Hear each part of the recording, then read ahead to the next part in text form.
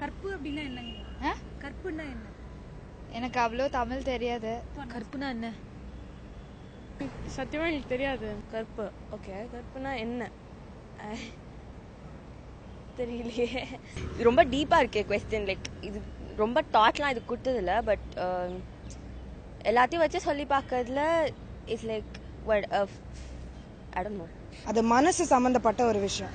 நம்மளோட கண்ட்ரோல், நம்மளோட mind and soul, அது பொறுத்து தான். கற்புனா என்ன தெரியாது. என்ன சொல்றேன்னு தெரியலையே. ஐ டோன்ட் நோ. எனக்கு மீனிங் தெரியல. அதுவும் ஒரு part of the body. கற்புனா purity. ஒரு பொண்ணோட எவ்வளோ அவங்க வந்து பியூரா இருக்காங்களோ அதை கற்பை வச்சு தான் டிசைட் பண்ணுவாங்க.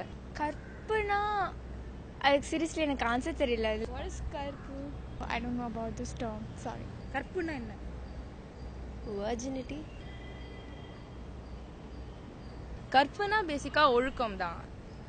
கற்புனா பெண்களுக்கு ரொம்ப முக்கியமானது அதுதான்.